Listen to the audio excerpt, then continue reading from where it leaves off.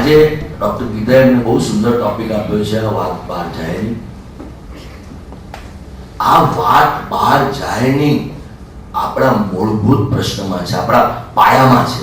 Point એ છે કે મૂળભૂતમાં આપણા સંસ્કારમાં, આપણા ટ્રેડિશન્સમાં ક્યાં કોઈ એક દોડ ડાયાએ એક પોઈન્ટ મૂકી દીધો છે કે વાત તમારી અંદર જ રહેવી જોઈએ, બહાર ન જાય.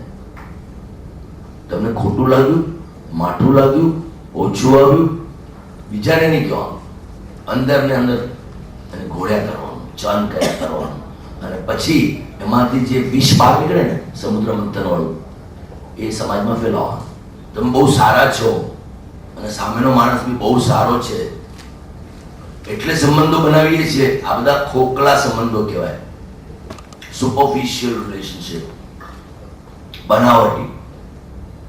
કે એક માસ્ક અલગ હોય અને અંદરનો વ્યક્તિ અલગ હોય, અને તમે જેવું પૂછો કેમ છો એટલે કે બહુ સારું છે, પ્લાસ્ટિકના દાંત બધા. આ સંબંધ નથી. સંબંધ છે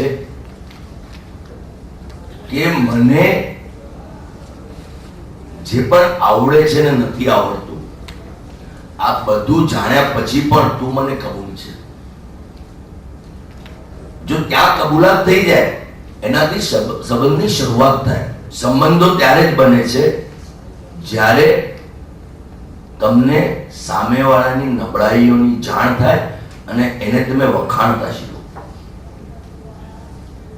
સંબંધની શરૂઆત ત્યાંથી થાય છે, પાયો મજબૂત ત્યાંથી થાય છે. કારણ કે દરેક હ્યુમન બિંગ 50% શૈતાન છે અને 50% ભગવાન છે. તો જ એ ઇન્સાન છે, ના શૈતાન છે ના ભગવાન છે. આપણાથી થાય ને તો આપણે ભગવાનને જાણવા ના દઈએ, ભાઈ વાત બહાર જાય. બીજું છે ગિલ્ટનો એરિયો. મારાથી કંઈ કેટલા એવા કામ થઈ ગયા છે નાનપણમાં, મોટા થઈને, જે મા બાપ અથવા સમાજ કહેતો હતો કે ના કરાય, અને મેં કરી નાખ્યા. અને કરી નાખ્યા, હવે કહેવાય કોને? કોઈને વાત થાય નહીં એટલે વાત બહાર જાય.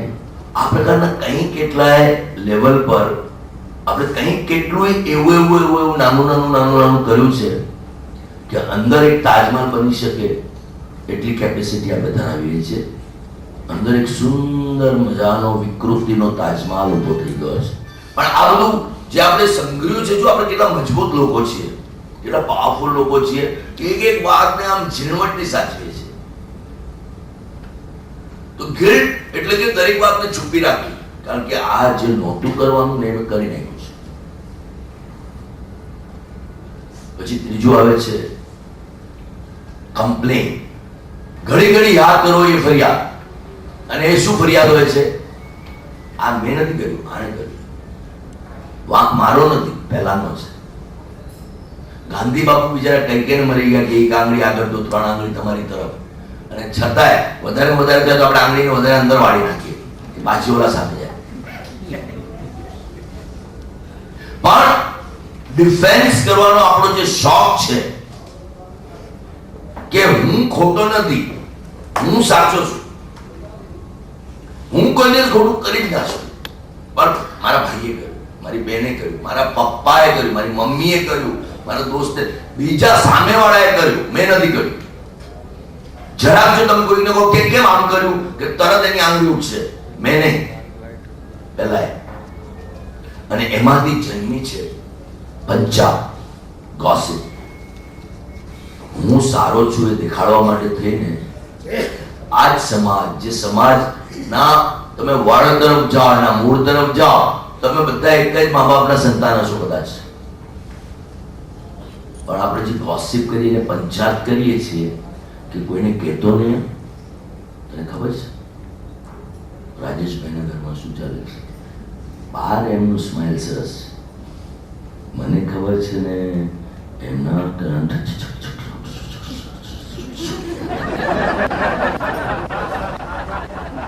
કોઈને કહેવાનું વાત બહાર ન જાય. આમ કરતા આપણે બધાને ઉતારતા જઈએ છીએ કે મારાથી બીજો કોઈ સરસ છે, શ્રેષ્ઠ છે, કે મારાથી ખરેખર સુંદર કામ કરે છે એ લોકોને ખબર પડશે તો મારી વેલ્યુ શું, મારા જેટલા લોકોને હું ઓળખું છું એમાં. એટલે આપણે ઉતારવાની પ્રક્રિયા આવી ગઈ છે. જે બધા કસાઈઓ નહીં પેલા મરેલા મુર્દા પરના ચામડા ઉખેડતા હોય, તમે વિઝ્યુઅલાઇઝ કરો તો તમને એમ અરેરાટી થાય. પણ આપણે લોકો રોજ બધાના કપડા શું ચામડા શું બધું ઉતારી લઈએ છીએ તો કાંઈ નથી. અને પાછું કહેતા ફરીએ કે વાત બહાર જાય નહીં. આની પાછળનું એક જ છે, દેટ ઇઝ કમ્પ્લેન, ફરિયાદ. આપણી અંદર ફરિયાદ જીવે છે. ફરિયાદ શેના માટે છે? Because we R incomplete. We feel that we are not capable. We feel that we are normal, ordinary people. We feel that we are more. તમે ચર્ચગેટ પર કે આપણે વીટી સ્ટેશન જેને શું કહે શિવાજી ટર્મિનસ, એના પર તમે ઓફિસ અવર્સમાં જાઓ, તમે સવારે કે સાંજે અને એક બ્રિજ પર ઉભા રહો, એ લોકોના ટોળા દોડતા હોય, આવતા હોય, જતા હોય, આવતા હોય, જતા હોય. તમને કોઈનો ચહેરો ના દેખાય, બધાના માથા દેખાય. કે ચહેરા તો આપણે ગુમાવી દીધા છે, ચહેરાઓ આપણે ખોઈ નાખ્યા છે. રોજિંદુ જીવન જીવવામાં, આપણી રિસ્પોન્સિબિલિટી ઉપાડવામાં, એ ઘટમાળમાં ટ્રેપ થઈ ગયા છીએ આપણે.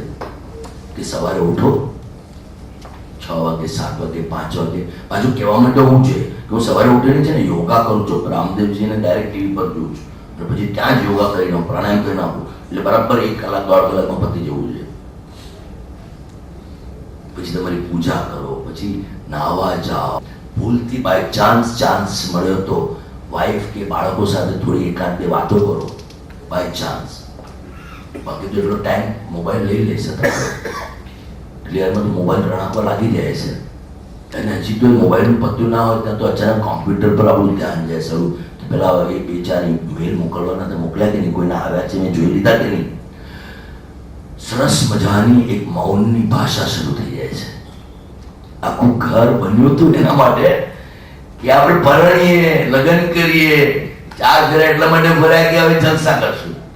એક સેલિબ્રેશન આવશે લાઈફમાં, એક સલામતી આવશે, એક કમાલની મજા, પ્રેમ ચારે બાજુ ફેલાશે.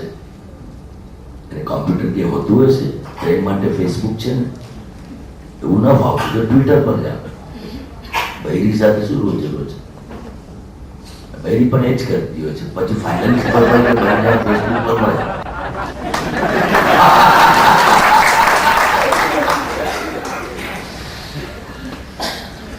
પણ હવે એ કમાલની વાત છે, બહાર વાત જાય નહીં પણ ફેસબુક પર બધાને ખબર. તો એ તમારા રૂટીનમાં પછી ત્યાંથી હજી તમે ઓફિસ પહોંચો કે ઓફિસના કામ પર પહોંચો, ત્યાં 2-4 કલાક આમ તેમ 2-4 સોદાઓ પતાવો, 1000 લાખ 2 લાખ 5 લાખ કરોડની કંઈ વાતો કરો. અને ત્યાં બપોરે જમવાનો ટાઈમ થાય એટલે બધા પછી એક વાર્તા શોધાય કે હું તો બહુ રેગ્યુલર છે પેલો. બીજો કે મને મારા તો ખાવાનું કોઈ ઠેકાણા જ નથી હોતું, પહેલાં કામ પછી ખાવાનું. કોઈ કે ખાવા માટે જીવીએ છે, કોઈ કે હવે હોતું હશે જીવીએ છે કે ખાઈએ છે. આવી વાર્તાઓ બધી નકામી થાય. પછી જમ્યા પછી થોડી આળસ હોય એટલે 1 કલાક ઊંઘવામાં કે જેમ તેમ કામ કરવામાં. અને હાઉસવાઇફ્સને તો ખબર છે કે આનાથી સુંદર સમય એ લોકોની લાઈફમાં નથી. કારણ કે બધા બચ્ચાઓ સ્કૂલમાં, હસબન્ડ ઓફિસમાં, મસ્ત મજામાં પડદા લગાડે ને અંધારું કરે ને તમે એવા મસ્ત કોટી જાય. પછી સાંજ થાય, એકતા કપૂર હાજર થઈ જાય અને અલગ અલગ ચેનલોમાંથી તમને અલગ અલગ વહુ સાસુના બધા રિલેશનો સમજાવે. એટલે હાઉસવાઈફ ત્યાં ગોઠવાય જાય અને સાંજ થાય એટલે બિઝનેસમેનો કે દિવસ પતી ગયો, હવે શું કરવાનું. એની પાછળ એક જ કમ્પ્લેન છે. આજે રૂટીન તમે પહેલા દિવસે જીવ્યા એ તમે બીજા દિવસે જીવો છો, એ તમે ત્રીજા દિવસે જીવો છો, એ તમે ચોથા દિવસે જીવો છો, એ તમે 5મા દિવસે જીવો છો, એ તમે 6ઠા 7મા 8મા મહિનો, વર્ષ, 10 વર્ષ, 40 વર્ષ અને જિંદગી જીવો છો. તમે જીવ્યા કેટલા દિવસ જીવ્યા? તમને નથી લાગતું કે આપણે મશીન છીએ? વાતો માણસની કરેલી છે કે અમારી પાસે ધબકતું હૃદય છે, અમને ઉપરવાળાએ મગજ આપ્યું છે, મગજ. હાથી કરતા મોટું એને મગજ કહેવાય. તો ક્યાં ગયું આ મગજ, ક્યાં ગયું આ હૃદય? અને પેલી આત્માની વાર્તાઓ હું દરેક ચેનલ પર સાંભળતો હોઉં ને દરેક માણસના મોઢેથી કે મને આત્મા તરફ જવું છે, મને મોક્ષ જોઈએ છે, નિર્વાણ. બહુ બધા લોકો સાંભળે છે. હું દરેક જગ્યાએ દુનિયામાં ફરી આવ્યો છું. દુનિયાના દરેક અનુભવ લઈને બેઠેલો માણસ છું. કોઈ પણ અનુભવ મારી પાસે બાકી, કારણ મારો જીવનમાં એક જ શોખ હતો કે જે અનુભવ કોઈ ના લીધો મારે લેવો જ જોઈએ. હું આ જીવનમાં આવ્યો છું શેના માટે? કે ખાલી મેથી મારવા માટે થોડો આવ્યો છું, કે ખાલી આ બધું રૂટીન જીવવા માટે આવ્યો છું, કે બે ચાર બાળકો પેદા કરીને એકાદ બે ગાડી લઈને એકાદ બંગલો લઈને બસ મરી જવા માટે આવ્યો છું? તો માણસ તરીકે શું કામ આવ્યો? એની કરતા તો મારો પપી ડોગ છે કે મારા કરતા સારું જીવન જીવે છે. પણ વાત બહાર જાય નહીં. જે છે તે આજ છે. કોઈને કહેવાનું નહીં કે આ જ રૂટીનમાં આવ્યા, આ જ રૂટીનમાં જવાના. અને એમાં પછી રૂટીનથી કંટાળીએ ને, એકદમ ત્રાસ થાય ને રૂટીનથી, એ ભગવાન આ રોજે રોજ આ જ કરવાનું. એટલે આ ટેન્શન કેવી રીતે આપીએ પોતાની જાતને? તો કે ચલો એકાદ રોગને ઇન્વાઇટ કરો અને સરસ મજાનો અસ્થમા આવી જાય, કે બેક પેઇન આવી જાય, કે આંતરડાના સોજા આવી જાય, કે સાઇનસ આવે ને માઇગ્રેન આવે ને કોને ડોક્ટરને જ ખબર હશે કે શું શું આવે બીજું બધું. તો એ જ્યારે આવે તો લોકો મળવા આવે, લોકો પૂછે ભાઈ શું થયું, ત્યારે તમારું રૂટીન તૂટે. Then you feel there is something, what is happening is something. Otherwise હું તો nothing માં ફેરવાઈ ગયો.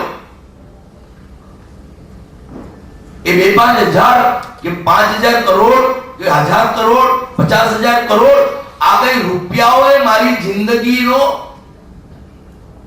જિંદગી પર પૂરેપૂરો કાબુ મેળવી લીધેલો. કારણ કે ગેમ શું હતી?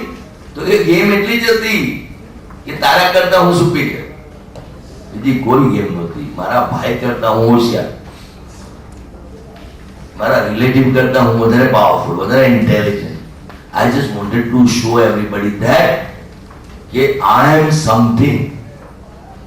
અને આટલા માટે થઈને આખી જિંદગી ન વાઈફને જોઈ, ન દીકરા દીકરીને જોયા, ન બાકીના લોકોને જોયા, અને સતત એક જ રૂટીનમાં મશીનની જેમ રહ્યા. સવારથી રાત, સવારથી રાત, સવારથી રાત, સવારથી રાત.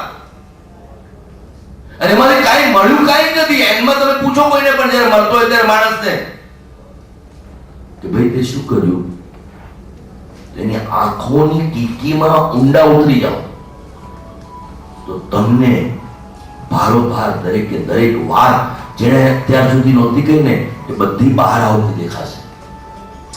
કારણ કે બહુ મોટો ઇમ્પોર્ટન્ટ ટોપિક એ જ છે, વાત બહાર જાય નહીં માં.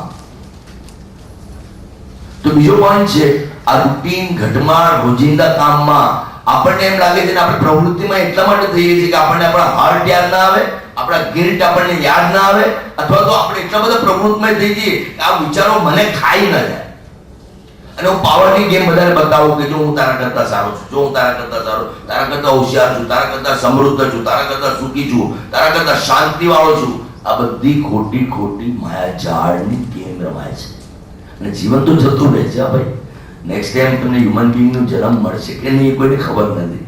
આમાંથી કોઈ એવો હોય તો પ્લીઝ કહેજો મને કે આ ભાઈ નેક્સ્ટ ટાઈમ તો મુકેશ અંબાણી ત્યાં જન્મવાનો કે નેક્સ્ટ ટાઈમ તો યુરોપમાં જન્મવાનો છું, કોઈ કહી દેજો. કારણ કે એ વાર્તાઓ બધા બહુ ફેલાવે કે ઓલાનો જન્મ પુનર્જન્મ થયો ને પૂર્વજન્મ હતો ને એમાંથી આમ થયું. એટલે આપણે ક્યાંક એક આશા બંધાય કે બહુ સારા કામો કરીને પુણ્યશાળી વર્ક કરીએ તો નેક્સ્ટ ટાઈમ આપણને માણસનો જન્મ તો મળશે, એટલે પાછા જલસા કરવા મળશે.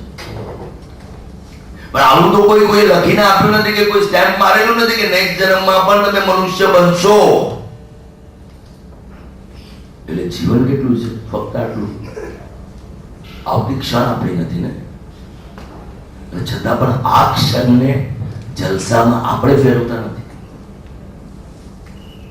અને જલસામાં ફેરવવાની જ્યારે વાત આવે છે તો લોકો વધુમાં વધુ શું કરે છે? બહુ બધું ખાવાનું બનાવે, બહુ બધું ખાય, બધા ભેગા થાય ને બે ચાર આમ વસ્તુઓ ખાય પીએ અને ખોટું ખોટું કરે અને જીવન પૂરું કરે. અને ઘરે જાય ત્યારે એમને ખબર છે કે પેલી વાત મારે નહોતી કહેવાની, મેં નથી કહી ને, વાત બહાર જાય ને. ખોટું બોલી લો, ખોટું હસી લો, તમે તમારા એક ચહેરા ઉપરના મોહરાઓ દેખાડ્યા કરો બધાને. મને તો ઘણી વખત એમ થાય પણ છે કે આ બધા સ્ટેજ પર કે ફિલ્મમાં એક્ટરો છે ને એના કરતા આપણે બધા સારા એક્ટરો છે, કે કેટલા નેચરલ સાહજિક રીતે અભિનય આપતા લોકો છે હવે, અને કોઈને ખબર ના પડે કે આને એક્ટિંગ કરી, કે આ વખતે એને બાપનું પાત્ર ભજ્યું, કે આ વખતે દીકરાનું પાત્ર ભજ્યું, કે આ વખતે પાર્ટનરનું પાત્ર ભજ્યું, કે આ વખતે રિવેન્જફુલ માણસનું પાત્ર ભજ્યું, કોઈને કઈ ખબર નથી પડતી. એટલી સાહજિકતાથી આપણે અભિનય કરી લઈએ છીએ, અને એનું કારણ છે ગિલ્ટ. આપણે ડંખમાં રહીને, ડંખના ડરમાં આપણે કોઈ દિવસ કંઈ પણ વાત કોઈને કહેતા નથી, અને રૂટીનમાં એવા ખૂપી જઈએ છીએ કે આપણી પ્રવૃત્તિઓને જોઈને કોઈ આપણને કોઈ દિવસ પૂછે નહીં, કારણ કે અમે બિઝી છીએ. તું ફ્રી થાય ને ત્યારે વાત કરશું, અને એ ફ્રી થવાનો સમય ડાયરેક્ટ મૃત્યુ કાળ આવે છે. અને છતાં બધાને ખબર પણ છે, બધા બોલતા પણ હોય છે કે ભાઈ મૃત્યુનું કોઈ સરનામું નથી, એ તો ગમે ત્યારે ગમે તે ઘડીએ ટપકી પડે. અને છતાં માણસ તરીકેનું આ જીવન આપણે વેડફી દેવાનું, માણસ તરીકે જીવવાનું જ નહીં. આપણે માનવ કહીએ છીએ ને, માનવ એટલે જેનામાં નવ માનની શક્તિ છે, જેની તમે નવરાત્રી મનાવો છો. એ શક્તિ તમારામાં છે એટલે તમે નવરાત્રી મનાવો છો.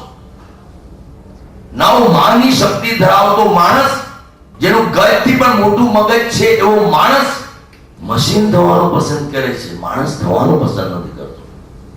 કારણ કે એની પાસે એટલા બધા જસ્ટિફિકેશન છે, એટલા બધા કારણો છે કે કારણોને લીધે એને માણસ નથી બનવું, બાકી બધું બનવું છે. એક મોટા ભાઈ બનવું છે જેથી કમાન્ડ કરી શકું, હસબન્ડ બનવું છે જેથી ડોમિનેટ કરી શકું, વાઇફ બનવું છે જેથી કમ્પ્લેન કરી શકું, પણ માણસ નથી બનવું કે ચાલો એક સુંદર મજાના સંબંધો બાંધીએ. આમાંથી કેટલા લોકો છે કે જેમણે 24 કલાક એટલે 1440 મિનિટ એટલે કે 21,600 શ્વાસ એટલે કે 84,400 સેકન્ડ્સ માંથી પોતાની વાઈફ, પોતાના બાળકો, જેને એ લોકો પ્રેમ કરતા હોય એને ફક્ત 5 મિનિટ આપી હોય આંખોમાં આંખો નાખવાની. વિચાર આપણે બને એટલે આંખોમાં આંખો, કીકીમાં કીકી પરોવીએ અને એકબીજામાં જોઈએ, કોઈ પણ લેવા દેવા વગર, કોઈ પણ માંગણી વગર, કોઈ પણ પ્રશ્ન વગર. ચાલ ને એમ જ તારા વિશ્વમાં હું ડૂબક્યું કરું અને મારા આકાશમાં તું પડી જાય. આમાં કેટલા લોકો એવા છે કે જે પોતાના બાળકોને પણ એ 5 મિનિટ આપતા હોય એની આંખોમાં આંખો નાખવા માટે, કે જ્યાંથી ફક્ત તમારો જે પ્રેમ છલકાતો હોય ને એ જ સતત ઘૂઘવ્યા કરે, એ જ સતત દેખાયા કરે. એટલી 5 મિનિટ, 24 કલાકમાંથી 5 મિનિટ નથી સમય. કારણ કે પેલું ડંખ છે ને એ મગજમાં અમુક જગ્યાએ ફર્યા કરતો હોય છે, ગિલ્ટ છે એ મગજમાં અમુક જગ્યાએ ફર્યા કરતો હોય છે, એના ઉપર ત્રીજી છે ફરિયાદ, દરેક વ્યક્તિ વિશેની કમ્પ્લેન છે આપણા મગજમાં, એ અંદર ને અંદર ફર્યા કરે છે. અને ચોથું છે રિબેલ. રિબેલ એટલે બળવાખોરી, જેહાદ, વિપ્લવ. લોકો ભલે ટેરરિસ્ટ તરીકે કે નક્સલવાદીઓ તરીકે અમુક જ લોકોને ઓળખતા હોય છે. Let me tell you, maximum people are rebellion, revolutionary. અને પોતાના બાપ સામે નો રિબેલ સૌથી મોટો રિબેલ છે. એટલે આપણા બાપને આપણે પ્રૂવ કરવા નીકળી પડીએ છીએ. કારણ કે એને નાનપણમાં જે લાફો માર્યો હોય છે, કે કડક અવાજે કંઈ કહ્યું હોય છે, કે આંખ દેખાડી હોય છે ને, એ વર્ષો સુધી આપણને પજવ્યા કરે છે. એમાંથી આપણામાં ડર ઉત્પન્ન થાય છે, એમાંથી એના પ્રત્યેનો ગુસ્સો ઉત્પન્ન થાય છે, એમાંથી આપણામાં કમ્પ્લેન ઉત્પન્ન થાય છે. પણ આપણે કોઈ દિવસ કહેતા નથી એને કે પપ્પા તમારા લીધે મને આમ થયું. હવે એક બહુ સરસ કિસ્સો મને યાદ છે કે ભાઈ આજે બી છે, કારણ કે અમારા ઘણા બધા સેમિનાર્સ થતા હોય છે સુપર પાવર પ્રોજેક્શન કરીને SP2 human relations, emotions and communication ઉપર. કેમ 3S કરીને છે, મી, મની, માઇન્ડ એન્ડ સોલ. કે મી એટલે શું, મની એટલે શું, માઇન્ડ એટલે શું, સોલ એટલે આત્મા એટલે શું. હજી પણ આઈ ગીવ યુ ગેરંટી, આ 4 શબ્દ જેના પર આપણું આખું જીવન નિર્ભર છે, આના મીનિંગ, આના ઇન્ટરપ્રિટેશન લોકો પાસે નથી. અને છતાં પણ શા માટે એ લોકો શું કરે છે એમને છે કે મી એટલે શું, મની એટલે શું? જેને તમે જેની આસપાસ તમે જીવ્યા કરો છો, મીના ઈગો આઈના લેવલ પર જે બી ધૂંધળું તમને સમજાય છે એને પકડીને ચાલ્યા કરો છો. તો એ મી એટલે શું? મની એટલે શું? પૈસો, જેને તમે કહો છો પૈસો, એ શું છે?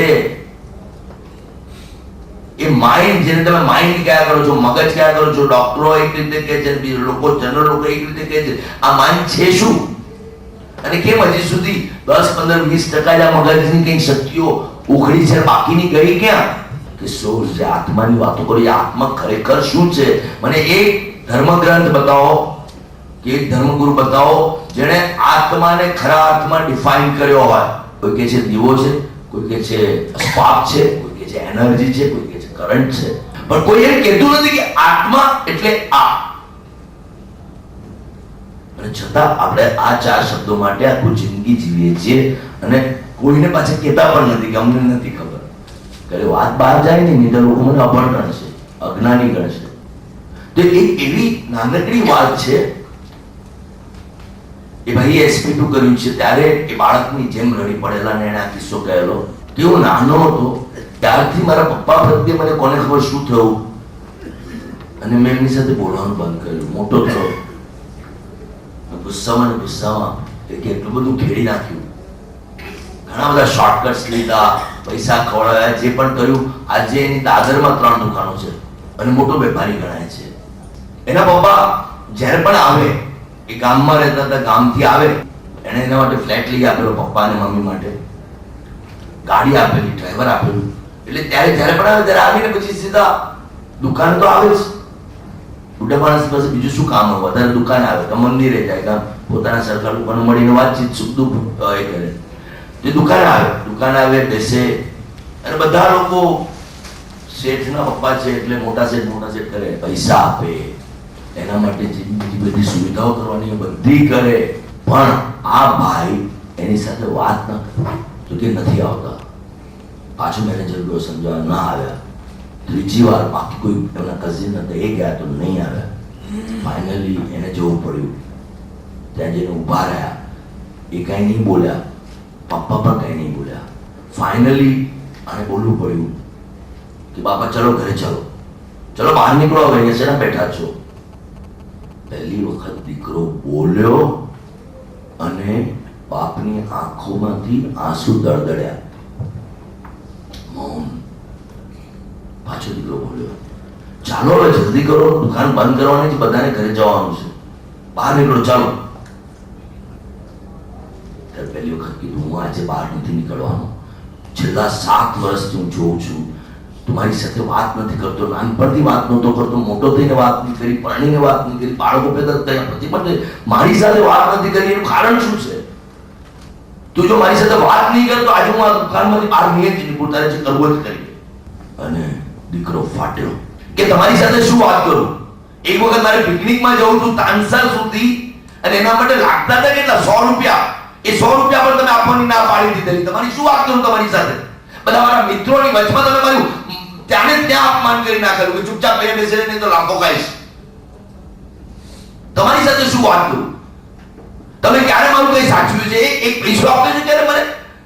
બધાની વચ્ચે મારું ખાલી અપમાન કર્યું છે તમે. જાઓ તો આ બધી વાતો મારી નથી કર્યું, તમે પ્લીઝ બહાર નીકળો. એમ કરી દીકરો ત્યાંથી સડસડાટ નીકળી ગયો. બાપ સુનમૂન 1 મિનિટ માટે બેસી રહ્યો, ઉભો થયો, બહાર આવી ગયો. 5-7 દિવસમાં પછી ગામ જતો રહ્યો. મહિના પછી સમાચાર આવ્યા કે ખીમજીભાઈ તમારા પપ્પા ગુજરી ગયા છે. પગ નીચેની જમીન સરકી ગઈ હશે દીકરાની. તરત ને તરત દેશમાં ગયો. બધી જે બી વિધિઓ કરવાની હતી 12-13 સુધી બધી વિધિઓ કરી. પછી માને કીધું કે માં ચાલો મુંબઈ ચાલ, હવે અહીંયા તો કોઈ નથી, પપ્પા નથી, તું એકલી રહીને શું કરશે અહીંયા? ચાલ અમારી સાથે. મમ્મીએ કીધું ના હું નહીં આવું.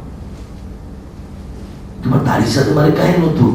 માં તારા માટે તેમ તમે ત્યાં મુંબઈમાં બી ફ્લેટ લીધું, તારા માટે આમ કર્યું, તેમ કર્યું, ફલાણું કર્યું, તારી સાથે કાંઈ મને પ્રોબ્લેમ જ નહોતું. ચાલ કે ના હું નહીં આવું. જેને પોતાના બાપને મારી નાખ્યો એની સાથે કોણ આવે? દીકરો સખત થઈ ગયો. શું વાત કરું તું? તો કે હાથ તેજ મારી નાખ્યો. એક શું તને પેલું પિકનિક માટેના 100 રૂપિયા નહોતા આપ્યા? એના માટે તે આખી જિંદગી એની સાથે વાત નહીં કરી.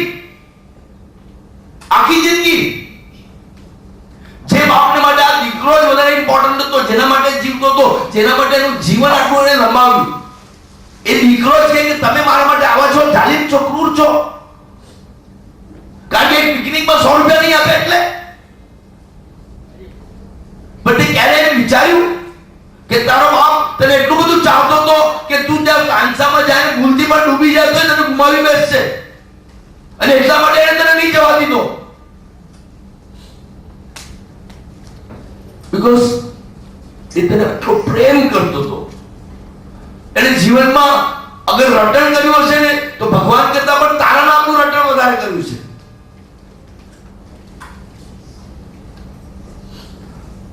તું જીવનમાં કેવી રીતે ઉપર આવે, તું જીવનમાં કેટલી સમૃદ્ધિ પામે, એના જ એના મગજમાં રટણ હતા, અને તારા જ વખાણ કર્યા છે બધે એને. અને એક 100 રૂપિયા નહીં આપ્યા એના માટે તે જિંદગી ભર એની સાથે વાત નહીં કરી. અને તું વિચાર તો કર કે તું એનો એટલો લાડકો હતો, તને આટલો પ્રેમ કરતો તો તારો વિયોગ કેટલો જીવી શકે. અને જ્યારે એને ખબર પડી કે પેલા 100 રૂપિયા માટે તેને આવું કર્યું, આ શોક કયો માણસ જીવી શકે? તમે જુઓ વાત કેટલી નાની છે. એક બાપે 100 રૂપિયા નહીં આપ્યા અને દીકરો ત્યાં પિકનિકમાં ના જાય ને ડૂબી ના જાય એ ડરથી એને કદાચ ગુસ્સો કર્યો હોય કે એને ધમકાવ્યો કે જેથી એ માની જાય, પણ અંદર એનો પ્રેમ કેટલો ઊંડો હતો. પણ એ પ્રેમ ન સમજાયો અને આટલા બધા વર્ષો બાપ અને બેટા વચ્ચે અણબનાવ રહ્યો, નોન કોમ્યુનિકેશન. દીકરો ખાલી બાપને પ્રૂવ કરવા માટે થઈને રિબેલ બન્યો, પ્રૂવ કરવા માટે થઈને એને દુકાનો ખોલી, પ્રૂવ કરવા માટે થઈને કે હું પણ સ્માર્ટ છું, તમે 10-100 રૂપિયા નથી આપ્યા ને, હું તમને કરોડો રૂપિયા કમાઈને આપીશ અને તમને પછી વાપરવા આપીશ કે વાપરો, તમે ભલે મને ના આપ્યા હોય. See the game. Human being કેવી ગેમ્સ રમે છે. આવ તો કંઈ કેટલા દાખલાઓ મારી સામે અમારા સેમિનાર્સમાં આવે છે, કંઈ કેટલા શેરિંગ્સ આવતા હોય છે. ત્યાં એક ખબર પડી કે મેક્સિમમ બાળકો રિબેલ બને છે. એક તો બાપની સામે પોતાને પ્રૂવ કરવા માટે કે મમ્મીની સામે પોતાને પ્રૂવ કરવા માટે, અને બીજું મા બાપને એ બતાવવા માટે કે મારા ભાઈ કે બેન કરતા હું કેટલો ચડિયાતો છું, કેટલો હોશિયાર છું, કેટલો નમ્ર છું, કેટલો વિનયી છું, કેટલો અકલવાળો છું. આ બે વસ્તુ માટે લોકો રિબેલ બનતા હોય છે.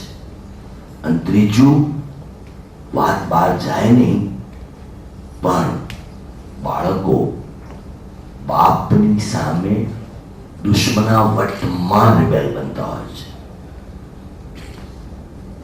અંદરથી એ બાળકના મગજે કોઈ એક દુશ્મનાવટ ઊભી કરી દીધી હોય છે, એ દીકરી હોય કે દીકરો.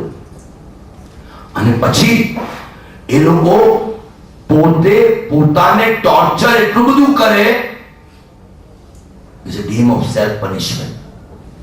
એટલું બધું પોતાને પનિશમેન્ટ કરે કે પેલા બાપને પિંચ થાય, પેલી માને પિંચ થાય, કારણ કે બીજી રીતે કોઈ કહેવાની શક્યતા નથી, અભિવ્યક્તિ નથી, કોઈ વાત વ્યક્ત કરી શકતા નથી. એટલે એમને એમ થાય છે કે હું વાત કેવી રીતે કરું, એટલે પોતાને ટોર્ચર કરે. પોતાને ટોર્ચર કરે એટલે બાપને ખબર પડે, માને ખબર પડે કે મારો દીકરો દુઃખી છે, મારી દીકરી દુઃખી છે, અને એ લોકો દોડા દોડી કરી મૂકે. અને આ લોકોનું મન, મગજ અંદરથી બહુ સંતોષ લેતું હોય છે, સેડિસ્ટિક પ્લેઝર લેતું હોય છે. કેવી રિબેલની ગેમ છે આ, કેવી બળવાખોરી છે આ. એના પછી બીજા બધા તો આવે છે, કોમ્પિટિશન ને, કમ્પેરિઝન ને, નેગેટિવ થિંકિંગ પ્રોસેસ ને, આ બધું તો પછી આવે છે.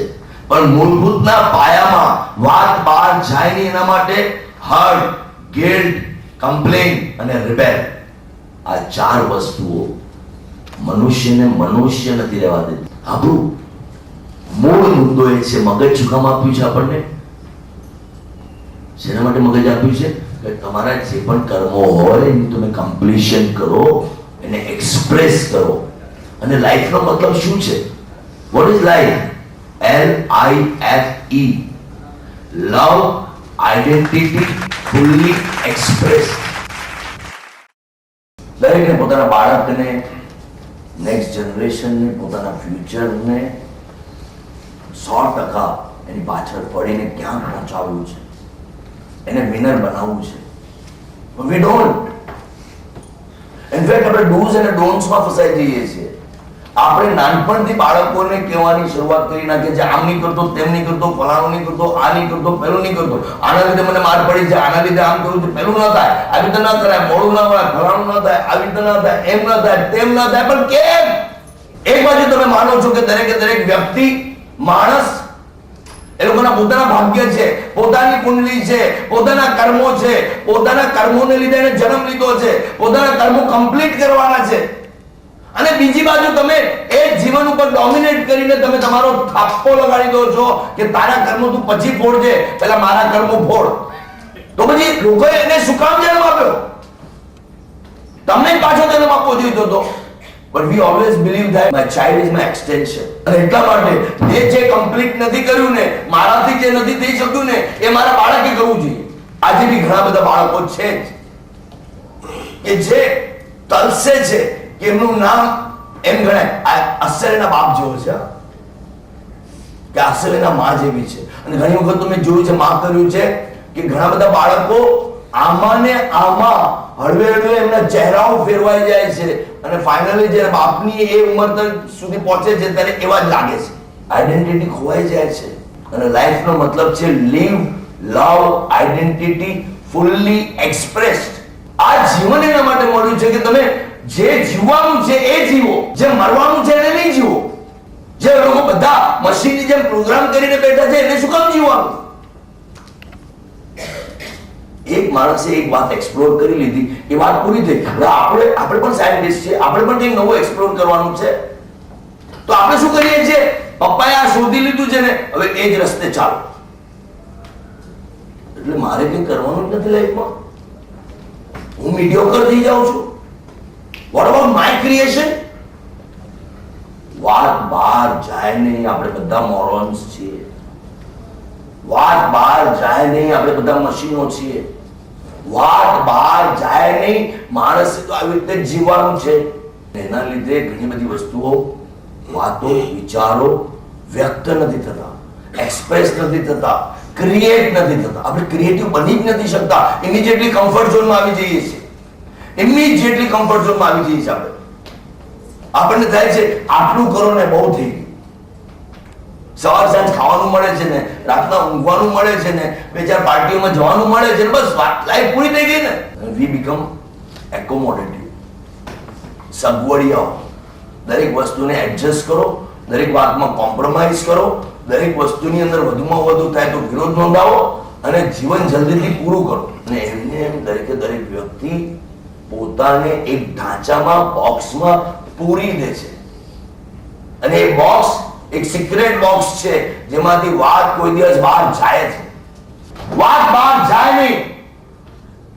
અને આ વાત બહાર ના જાય એના માટે તમે જીવો છો. બધું સંઘર્ષવા માટે જીવો છો, મગજમાં ભરી રાખવા માટે. એક બાજુ હાર્ટ ને ભરો, એક બાજુ ગિલ્ટ ને ભરો, એક બાજુ કમ્પ્લેન ને ભરો, એક બાજુ રિબેલ ને ભરો. આ બધું ભરીને એની સાથે મરી જાઓ. એના માટે આપણે જીવીએ છીએ. આ વિચારો મારા ફેરવા બેસું છે ત્યારે મને એટલા બધા વિચારો આવે. અરે પણ વિચારો જ આવે ને બીજું શું આવે? બધું અંદર ભરી રાખ્યું છે. તો ચાલો બહાર આપણા શરીરને આપણે રોજ ધોતા હોઈએ છીએ, રોજ આપણે ઝાડુ રોજ મારીએ છીએ કે રૂમો બધી સાફ હોવી જોઈએ, બધું સુધરું લાગવું જોઈએ. કેમ? બહારનો માણસ આવે એને ખરાબ ના લાગે. જો બહારનો માણસ આવવાનો જ ન હોય ને, મેં એવા ઘણા બધા ઘર જોયા છે ખંડેર થયેલા. પણ બહારનો માણસ આવવાનો છે, બધું સાફ સુથરું લાગવું જોઈએ. બે ચાર પરફ્યુમ છાંટી દો, થોડું ઘણું હોય તો ખબર ના પડવી જોઈએ. ચાલો બહાર બધું કરીએ છીએ કારણ કે બીજાને દેખાડવાનું છે. અંદરનું શું અંદર ધોવાનું નથી? અંદર સાફ કરવાનું નથી? અંદરનું શું? અંદર ગટર ભેગી થવા દેવાની? કોણ જોવા આવે છે? ઉપરવાળા સિવાય મને ખબર નથી. ચંદ્રગુપ્તનો ચોપડો ચલાવશે ત્યારે જોઈશું. હમણાં શું છે અંદર જેટલી ગટર ભેગી થાય થવા દો. કેટલા લોકો અહીંયાથી પોતાના બાળક સાથે પણ બેસીને નક્કી કર્યું છે કે બેટા આઈ એમ સોરી, મારાથી જો આવી રીતે થઈ ગયું હોય તો પપ્પા સાથે કર્યું છે, મમ્મી સાથે કર્યું છે, ભાઈ સાથે, બહેન સાથે, પાર્ટનર સાથે, દોસ્તો સાથે ક્લિયર કર્યું છે કે આ ગટર મારી અંદર ભરેલી જ છે, ક્યાં સુધી હું વિચારીશ કે વાત બહાર જાય નહીં. એ ગટરનું શું? એક દિવસ તમે ઘરમાં ઝાડુ નથી કાઢતો તો કેટલો બધો મેલ જમા થાય છે, ધૂળ જમા થાય છે. તો એ ગટરનું શું જે વર્ષોથી અહીંયા અંદર જમા થઈ ગઈ છે? તો આ જે ગેમ છે વાત બહાર જાય નહીં, એ આપણે પોતે આ સમાજના સડા તરીકે ઉત્પન્ન કરી છે. સૌથી મોટો સમાજનો જો સડો હોય તો આ વાત બહાર જાય નહીં, જે એકબીજાથી ડિસ્ટન્સ પર રાખે છે. ખાલી બહારથી આવીને સરસ મજાના પરફ્યુમ સાથે કપડાઓ સાથે તમારી સમક્ષ રાખે છે, બધું બરાબર છે. પણ અત્યારે મને સાચું કહેજો, કેટલા ફેમિલીઝમાં કે કેટલા સમાજમાં ઓપનનેસ છે, ખુલીને વાત કરવાની પ્રથા છે. આ સારું નહીં લાગ્યો, પેલું ખરાબ નહીં લાગ્યો, પેલું ફલાણું નહીં લાગે, અરે સબસે બડા હૈ રોગ ક્યા કહેંગે લોગ. આપણે એમાં જ અટવાયેલા પડ્યા છીએ અને પોતાને જે વ્યક્ત કરવાનું છે, અભિવ્યક્ત કરવાનું છે, એને કોઈ દિવસ અભિવ્યક્ત કરતા જ નથી. કારણ કે વાત બહાર જાય નહીં તો લોકો શું કહેશે, અને જો લોકો શું કહેશે તો પછી જીવનમાં શું થશે? કે આપણે કેટલી બધી વાતોમાં એમ કહીએ છીએ કે વાત બહાર જાય નહીં. તમે કેટલી વખત તમારા બાળકો સાથે બેસીને શાંતિથી એક વાતની ચર્ચા કરો છો? 7મા વર્ષ પછી તમારું બાળક તમારું મિત્ર બની જવું છે, પણ આપણને એમ છે કે એને કઈ અક્કલ જ નથી, કઈ સમજ જ નથી, મારે જ બધું એને સમજાવવાની જરૂર છે. તો ગયા જન્મમાંથી બધા જે કર્મો ઉપાડી લાવ્યા છે એનું શું? એ શું એને કોઈ સમજ નહીં પાડી ઉપરવાળાએ કે ભાઈ તું આના માટે આવ્યો છે? 11મે વર્ષે જ્ઞાનેશ્વરે ગીતા લખી નાખેલી, એનું શું? 32મે વર્ષે શંકરાચાર્ય હિન્દુ ધર્મની પાછી સ્થાપના કરી નાખી, એનું શું? રાજચંદ્રે 32મા વર્ષે તો પાછો ઉપડી ગયા, એનું શું? બધું કરીને તો આ ક્યાંથી જ્ઞાન આવ્યું? શું એ લોકોમાં જ જ્ઞાન હતું? તમારા બાળકો એક્સ્ટ્રા ઓર્ડિનરી નથી? આપણા બધાના બાળકો એક્સ્ટ્રા ઓર્ડિનરી છે, આપણે માનીએ તો. કારણ કે my word is my world, my word, મારો શબ્દ મારી દુનિયા છે. તમે જે શબ્દો અહીંયા વિચારો છો એ તમારી દુનિયામાં થાય છે. 700 કરોડ લોકોની 700 કરોડ દુનિયા છે, અને આ દરેકે દરેક દુનિયા તમે તો જ કંડારી શકશો જો એક્સપ્રેસ કરતા શીખશો. અને આપણે માણસો છીએ એટલે ભૂલ તો થવાની જ, મિસ્ટેક થવાની, આપણે ખોટું કરવાના જ, સારું કરવાના જ. પણ આવું કઈ છે નહીં, એની સમજ લઈ આવો. પાપ ને પુણ્ય, સારું ને ખરાબ, સાચું ને ખોટું, આઈ એમ રાઈટ, યુ આર રોંગ, હા ને ના, આ બધી ગેમ્સ છે. આ ગેમમાં માણસને ઉલઝેલો રાખવાની પેટર્ન છે. Just come out of this અને મેક્સિમમ ગો ફોર લવ. તમારા ક્રિએશન છે, બાળકો છે, જે બાળકોને પેદા કરવામાં 9 મહિના ગયા, કેટલા વર્ષો ગયા કોને ખબર, અને એ બાળકો આવ્યા, એ તમે એ યુનિક ચાઇલ્ડને પેદા કર્યું, જે 700 કરોડમાં કોઈને ચહેરો નહોતો મળ્યો, એ ચહેરો એને મળ્યો છે. કેટલું યુનિક ચાઇલ્ડ છે, કેટલું એક્સ્ટ્રાઓર્ડિનરી ચાઇલ્ડ છે. And let's express everything. If you love them, love 100%. અને તમે મિસ કરી જાઓ છો. આઈ એમ ટેલિંગ યુ, બધી બહુ સોસાયટીઓને આમ કાય કરું છું કે કોઈકને કોઈ તમારી અંદરના વાંધા વચકાઓ, કોમ્પ્લેક્સિસ, ગ્રંથિઓને લીધે તમે તમારા બાળકોને, તમારી પત્નીને, તમારા હસબન્ડને, તમારા મા બાપને સાચા દિલથી 100% પ્રેમ નથી કરતા, અને એના લીધે બધા મોહરાઓ આવવા લાગે છે, એક પછી એક આપણે વીક પડતા જઈએ છીએ, આપણે નબળા પડતા જઈએ છીએ, અને પૈસાના ગુલામ થતા જઈએ છીએ, ગુસ્સાના ગુલામ થતા જઈએ છીએ. આપણે બધા આમાંથી બહાર નીકળવાની જરૂર છે. અને એના માટે સમાજની રચના. સમાજનો મતલબ શું થાય? સમ વત્તા આજ, એટલે કે સાચી આજ. સમાજ એટલે ગ્રુપ નહીં, સમાજ એટલે સાચી આજ દોરાવતા લોકો. સમાજ એટલે એક એકલો માણસ એક્સ્ટ્રાઓર્ડિનરી ના બને, બધા સાથે એક્સ્ટ્રાઓર્ડિનરી બને. એ સમાજ એટલે એક એકલો માણસ જ ઉપર ના આવે, બધા સાથે ઉપર આવે. એ અને એમાં એક્સપ્રેશન સૌથી ઇમ્પોર્ટન્ટ છે, કોમ્યુનિકેશન સૌથી ઇમ્પોર્ટન્ટ છે. તમારામાંથી દરેકને પબ્લિક સ્પીકિંગ આવડવું જોઈએ, દરેક સ્ટેજ પર આવતા આવડવું જોઈએ, દરેકને કોઈ પણ ગ્રુપને સંબોધન કરતા આવડવું જોઈએ, દરેક વસ્તુના નિરાકરણ પૂછતા આવડવું જોઈએ, દરેક વ્યક્તિને બીજા માણસ સાથે પોતાના પ્રોબ્લેમ ડિસ્કસ કરતા આવડવું જોઈએ, દરેક વસ્તુને આરામથી શેર કરતા આવડવું જોઈએ. સાચા દિલથી પોતાની પત્ની, હસબન્ડ, બાળકો, મા બાપ કે જે જેને પણ તમે ચાહતા હો કે ના ચાહતા હો, એના વખાણ કરે છે, સાચા દિલથી વખાણ કરે કે મારો દીકરો સવારને એને જો, અને કેટલા લોકોએ કીધું છે કે તારી આંખોમાં વા સપનાનો સમુદ્ર દેખાય છે. કેટલા લોકોએ એમ કહ્યું છે કે તું તો સૌથી હેન્ડસમ છે. સાચા દિલથી, પાછું ખાલી મલાઈ ચોપડવાની નહીં તો પછી મસ્કા મારવા માટે ઘણા હાથ બહુ સારો છે 50 એના માટે નહીં, પણ સાચા દિલથી. કારણ કે મારું ક્રિએશન છે ને એટલા માટે આ બેનિફિટ છે. મારા મા બાપ છે ને એટલે કમાલના છે, મારી વાઈફ છે ને એટલે આ છે. કેટલા લોકોને વખાણ કરતા આવડે છે, કારણ કે વખાણ સૌથી મોટી દવા છે બીમાર ન પડવાની. તમે જયારે કોઈને એપ્રિશિએટ કરો છો ને ત્યારે સામેવાળો પણ એ જ કરે છે, કારણ કે પછી બીજો કોઈ ઇલાજ નથી. આપણે કહીએ વાહ શું સુંદર શર્ટ પહેરે છે, એ તરત કહે છે તમારો સૂટ સરસ છે, પણ એમને ખબર નથી મારે આજ સાંભળવું.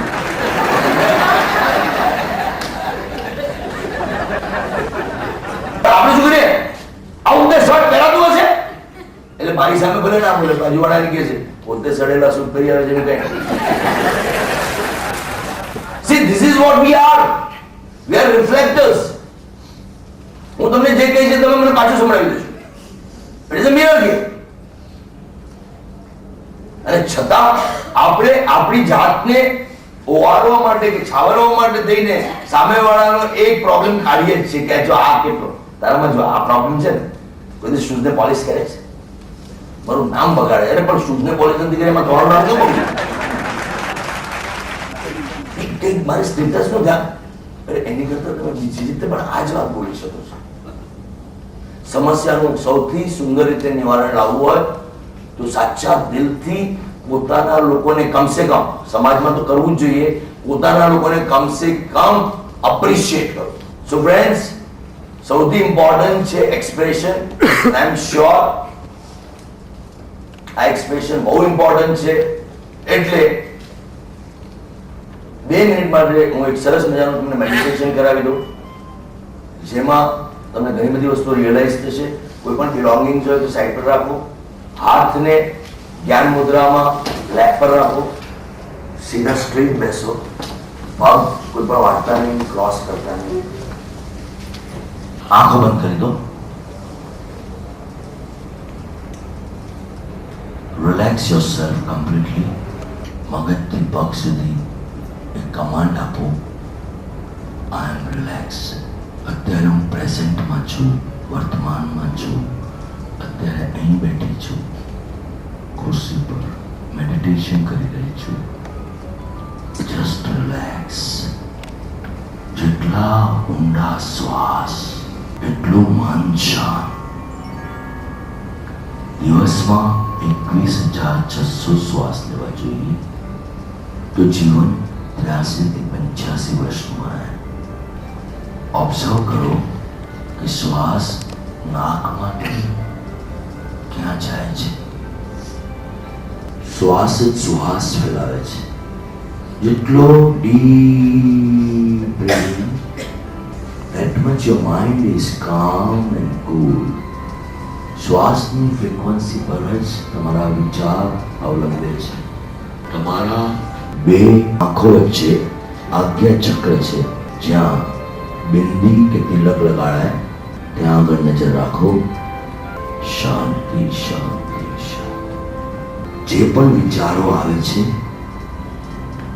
એમને આવવા દો, જુઓ અને જવા દો. એવી રીતે તમારા કાન કહેવાય છે બહુ દૂર સુધીનું સાંભળે છે. તમે હાઈવે પરના અવાજો સાંભળી શકો છો, મેઇન રોડ પરના અવાજ સાંભળી શકો છો, આ હોલમાં આવતા અવાજો સાંભળી શકો છો, તમારી આસપાસના અવાજો સાંભળી શકો છો. જે રીતે બહારના અવાજો સંભળાય છે એ જ રીતે શરીરની અંદરના પણ અવાજો સંભળાય છે. સાંભળો, શ્વાસનો અવાજ, દિલની ધડકનનો અવાજ, વાત પિત્ત કફનો અવાજ, બ્લડ સર્ક્યુલેશનનો અવાજ. ત્રીજી ઇન્દ્રિય નાક, જે ઊંડા શ્વાસ લે છે. ચોથી ઇન્દ્રિય જીભ, વગર હાડકાની જીભ, જે સ્વાદ, સંવાદ, વાદ વિવાદ માટે પ્રખ્યાત છે.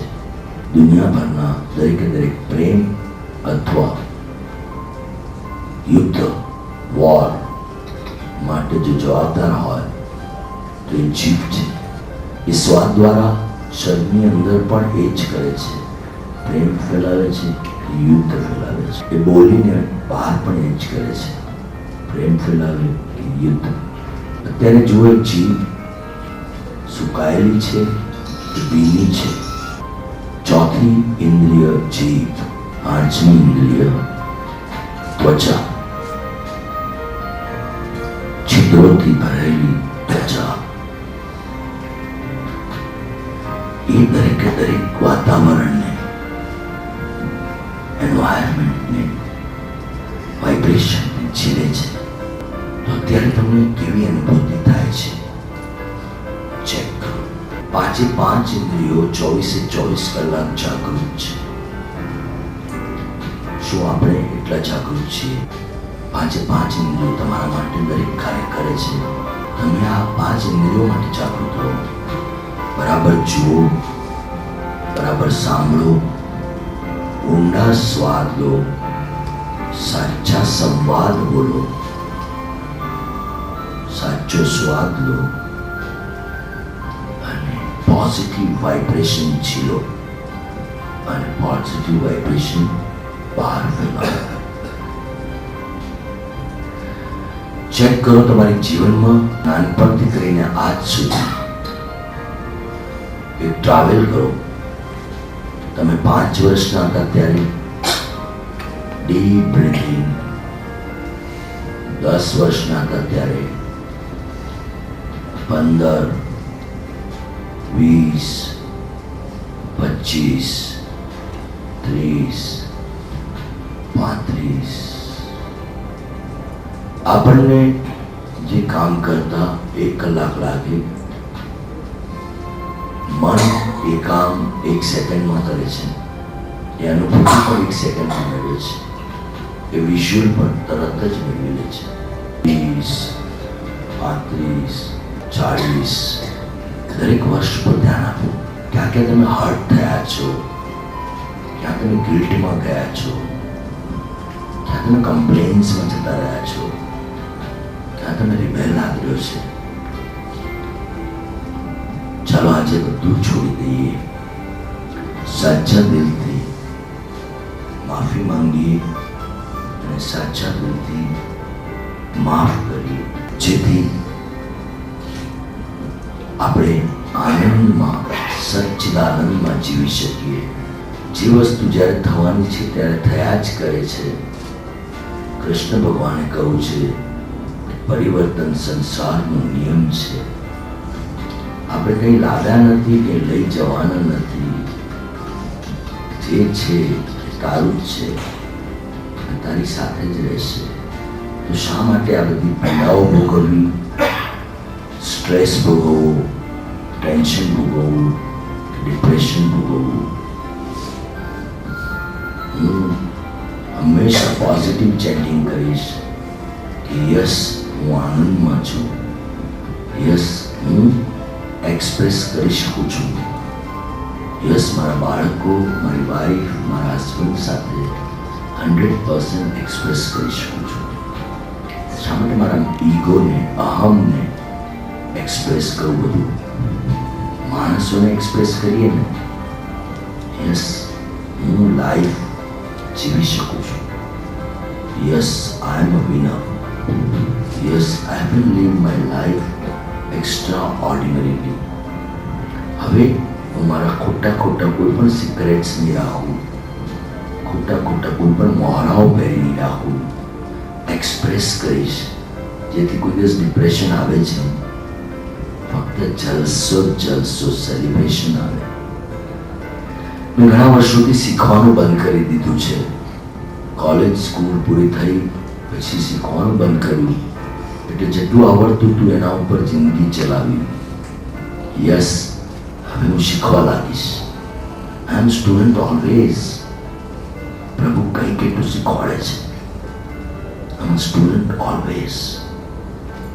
અને જે વિદ્યાર્થી હોય છે એ હંમેશા જલસામાં જ હોય, એને એક્સાઇટમેન્ટ હોય, એને મજા આવે જીવન જીવવાનું.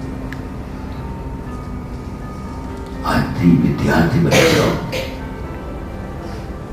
આપણને મળતી દરેક વ્યક્તિ સાથે આપણો એ જ સ્વભાવ જે તમે છો એમ જ રજૂ થાઓ. વ્યક્ત કરતા શીખો. હું આજથી વ્યક્ત કરીશ, વ્યક્ત કરીશ, વ્યક્ત કરીશ. God bless you. શાંતિ, શાંતિ, શાંતિ. આંખો બંધ રાખીને બંને હાથ રબ કરો. જોરથી રબ કરો, ઉચ્ચારણ કરો. આંખો પર રાખો. બે આંખો વચ્ચે આદ્ય ચક્ર છે, ત્યાં તમારું પોતાનું ચિત્ર જુઓ. સચ્ચિદાનંદમાં, ખુશીમાં વ્યક્ત કરતા તમે પોતાની જાતને જુઓ, સ્માઇલ આપતા. તમારા મા બાપને જુઓ, તમને આશીર્વાદ આપતા. તમારા ગુરુને જુઓ, તમને માર્ગદર્શન આપતા. તમારા પ્રભુ, ભગવાન, ઈષ્ટદેવ, કુલદેવને જુઓ, તમને દરેક જગ્યાએ તારતા. આ ચિત્રો રોજ જોઈએ તો હળવે આપણી પોઝિટિવ એનર્જી વધવા લાગે અને વાત બહાર જાય નહીં જેવું કંઈ જ નથી. તમે જેટલા સ્ટ્રોંગ બનવા માંગો છો એટલા વ્યક્ત કરતા શીખો. શાંતિ, શાંતિ, શાંતિ. સ્લોલી બંને હાથ નીચે લો. આંખોમાં સ્માઇલ, હોઠો પર સ્માઇલ, ને હળવે હળવે આંખો ખોલો. Open your eyes. Open your eyes with a smile. હવે જે સાયલેન્સ છે એનો અનુભવ કરો. આ સાયલેન્સ બહુ ઇમ્પોર્ટન્ટ છે લાઈફમાં. ફક્ત 5 મિનિટ દિવસમાં મેડિટેશન કરશું તો આખા દિવસનું સ્ટેમિના, પાવર, એનર્જી તમે મેળવી શકશો. Thank you very much.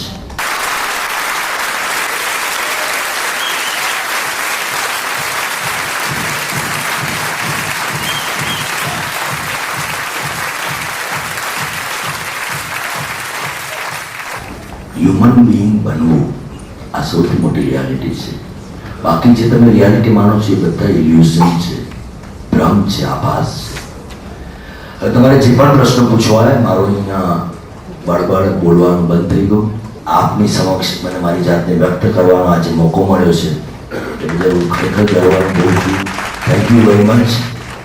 પ્રશ્ન છે કે બાપ બેટાના કોન્ફ્લિક્ટની જે તમે વાત કરી એના માટે શું આપણું સાહિત્ય અને આપણો સમાજ જવાબદાર નથી? જે હંમેશા બાપાને બાનો પામો ભાગ જ ગણે છે અને માને જ મહાન ગણે છે. તો તમે જે વાત કરી એમાં માં શું રોલ ભજવી શક્યું હોય? જનરલી માએ બાપને વિલન બનાવ્યો છે. બાપને હંમેશા વિલન બનાવ્યો છે. વિલન ઇન ધ સેન્સ કે પેલા બાળકને કંટ્રોલ કરવા માટે કોઈક રસ્તો જોઈએ. એટલે બાપને કેવી રીતે ગબ્બર સિંહ બનાવે તો બાળક શાંત થાય. તો એના માટે થઈને પપ્પાને કહી દઈશ, પપ્પા આવશે પછી મારશે. પપ્પાને ફોન લગાડું એટલે બાળક કોણ જાણે અંદર કયા પિક્ચર બનાવતો છે. મોટી મૂછવાળા પપ્પા, બસ માથાવાળા પપ્પા કે કયા પપ્પા. એટલે બાળક પપ્પા આવે એની પેલા છુપાવવાની વૃત્તિ એની શરૂ થઈ જાય કે પપ્પા આવે ત્યારે કાંઈક એવું એ કંઈક પૂછશે તો અંદર વાતો બનાવવાનું શરૂ કરે કે આ જુઠ્ઠું બોલું તો પેલું જૂઠું બોલું તો એટલે બધું જૂઠું બોલવાની પ્રક્રિયાઓ ત્યાંથી શરૂ થાય. એટલે પા એ વાત તો સાચી છે, પણ આમાં પાના પણ બહુ ઘણા બધા મેનિપ્યુલેશન હોય છે.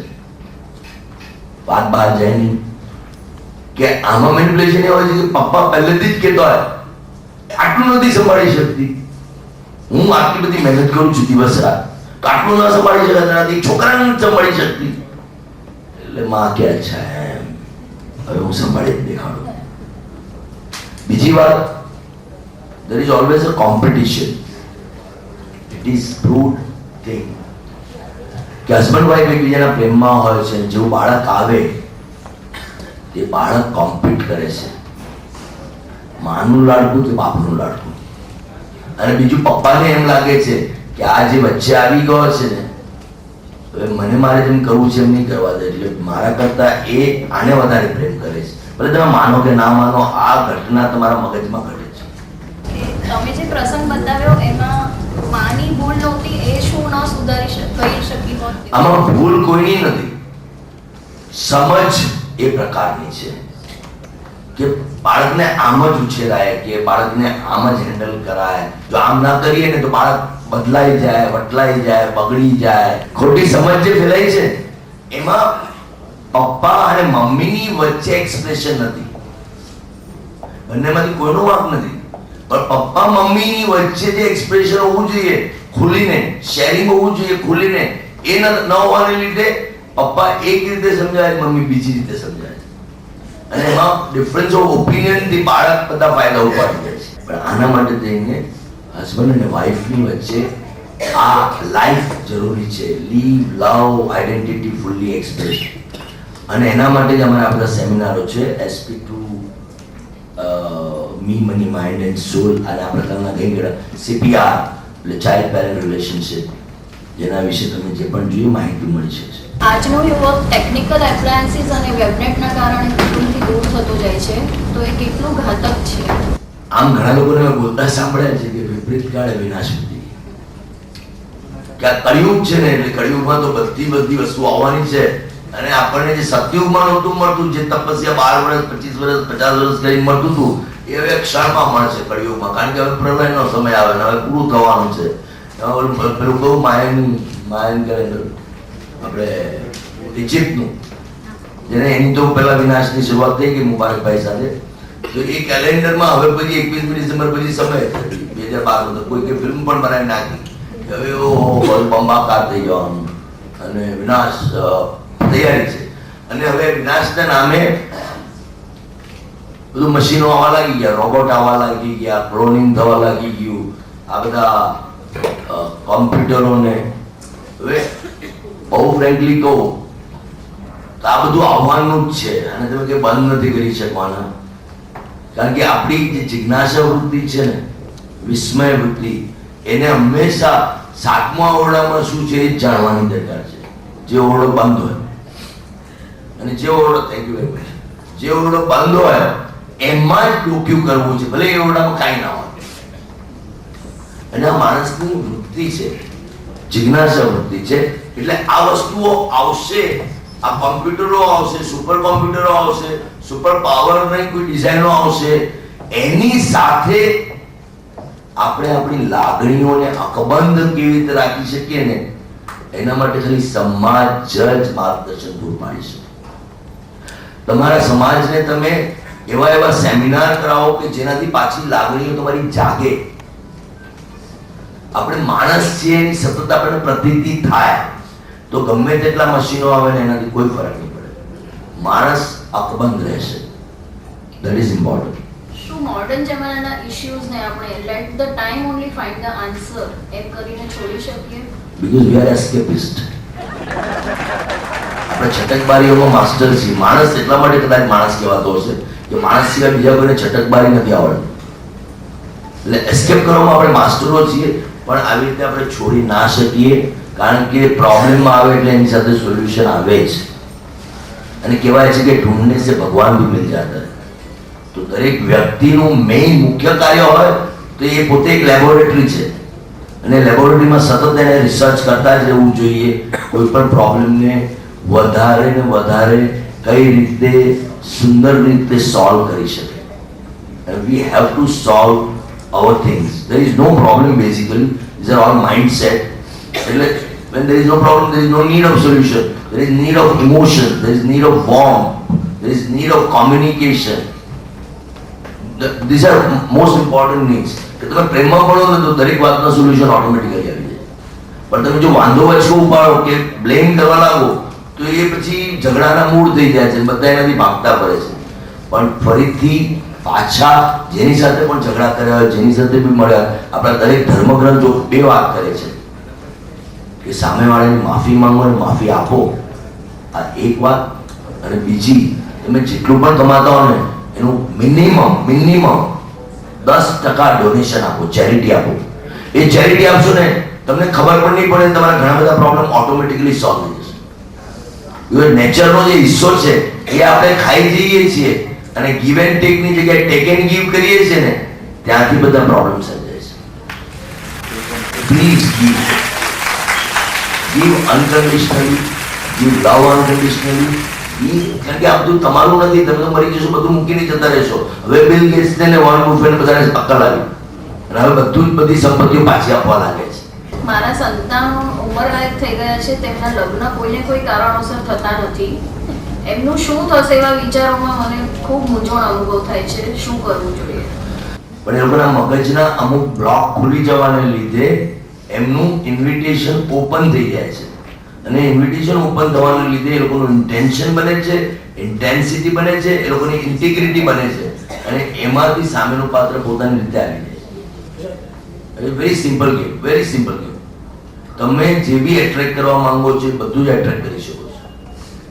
એટલે આ જે તમે ચિંતા ખાય છે એમાં તમે શું કરો છો? ચેન્ટિંગ કરો છો, અંદર મંત્રોચ્ચાર ચાલે છે.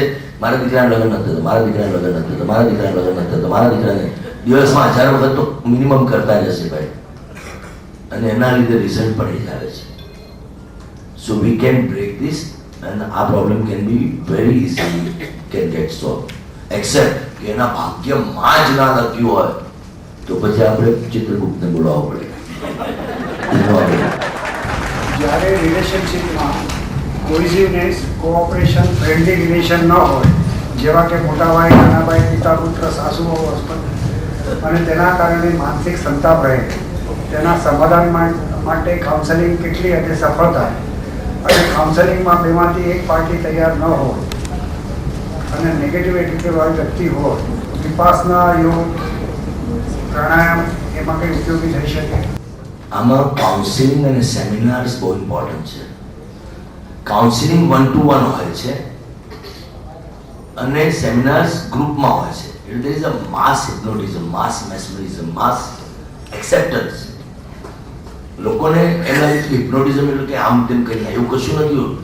તમારા મનને એક ફ્રીક્વન્સી પર લાવીને એ મનના કન્વિક્શનમાં જવાની વાત છે.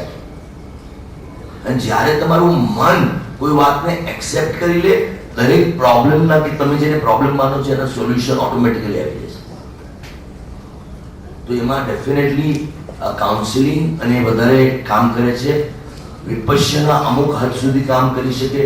યોગા પ્રાણાયામ શારીરિક લેવલ પર કામ કરે છે, આધ્યાત્મિક લેવલ પર હજી એટલા કામ નથી કરતા. એક્સેપ્ટ કે તમે યોગા, અમુક આધ્યાત્મિક યોગા છે સ્પેશિયલી, એનો ઉપયોગ કોઈની ઇન્સ્ટ્રક્શનમાં કરો.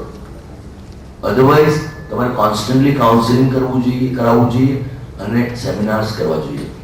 કારણ કે આપણે ટ્રેન નથી થતા, આપણે નવું શીખવા નથી માંગતા, એના લીધે આ બધા બ્લોક આવીને બેસી જાય છે. પ્રેમમાં નિષ્ફળતા, ધંધામાં આજુ પહેલા સવાલો જે બોલતા હતા હમણાં આ સવાલ સંબંધમાં તિરાડ પડવી વગેરે કાર્યોની સાહજિક બાબતની વાસ્તવિકતા સ્વીકારવામાં આપણે કેમ નિષ્ફળ થઈએ છીએ? શું અપેક્ષાની ઉપેક્ષા આપણને દુઃખ આપે છે? આ બધી વસ્તુ વાર્તાઓ જે છે ને એ બધી જ વાર્તાઓ ખાલી અપેક્ષાની છે. એક્સપેક્ટેશન તમે વધારો એટલે એક્સપાયર થઈ જવાના. બહુ સિમ્પલ ગેમ છે. કારણ કે અપેક્ષામાંથી જ ઉપેક્ષા જન્મે છે. તમારા બાળકો તમારાથી દૂર ગયા એ તમારી અપેક્ષાને લીધે તમારાથી દૂર ગયા છે. કોઈ પણ વસ્તુ તમારાથી તમે જેવી અપેક્ષા રાખો છો ને કે એ વસ્તુમાં આ બધી નિષ્ફળતાઓ શરૂ થઈ જાય છે. બે સુંદર પ્રેમીઓ બીજાને પ્રેમ કરતા હોય અને અચાનક બોયફ્રેન્ડ વધારે પડતો પોસેસિવ થઈ જાય કે વધારે પડતો એક્સપેક્ટ કરતો થઈ જાય એટલે સફોકેશનનો માહોલ શરૂ થઈ જાય અને હળવે હળવે મને દૂર જવા લાગે. આ જ રીતે ફેમિલીમાં પણ લગ્ન પહેલા કંઈક કેટલા તારા અને ચંદ્ર દેખાડતા હોય પણ લગ્ન પછી ઘરમાં પણ ચંદ્ર ન અટકાવે, કારણ કે અપેક્ષાઓ વધવા લાગી. અપેક્ષાઓ વધવા લાગી તો કામ કરું કે તારું મોઢું જોવા બેસું. આ ગેમ બદલાઈ જાય છે. એટલે અપેક્ષા જેટલું મેં તો હવે હું તો લોકોને પણ કહું છું કે સિગરેટ પીઓ દારૂ પીઓ એ છે ને એ એટલું તમને નુકસાન નથી કરતું જેટલી આ અપેક્ષાઓ કરે છે. એટલે તડફડ એટલે ઓન ધ સ્પોટ સોલ્યુશન કે પાછળથી સોલ્યુશન, સમય આપીને સોલ્યુશન.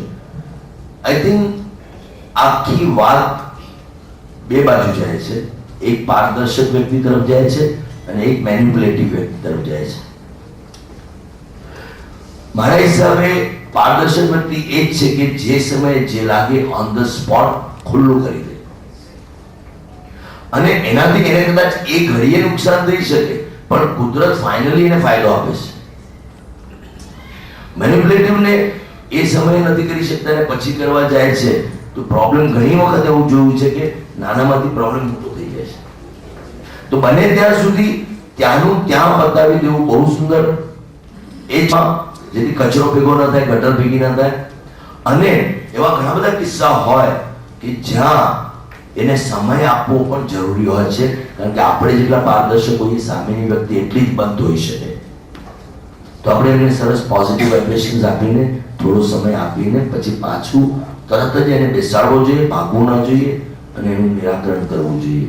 પણ નિરાકરણ બહુ ઇમ્પોર્ટન્ટ છે. કોઈ પણ પ્રશ્નને એમને માળીએ ચડાવી દેશો તો એ ફાઇનલી ઘાતક શસ્ત્ર બની જાય છે. Thank you very much. આપની સમક્ષ મને મારી જાતને વ્યક્ત કરવાનો આજે મોકો મળ્યો છે એ બદલ હું ખરેખર ગર્વ અનુભવું છું. Thank you. આપનો ખૂબ ખૂબ આભાર કે આપની સમક્ષ મારી વાત બહાર કાઢી શક્યો. Thank you.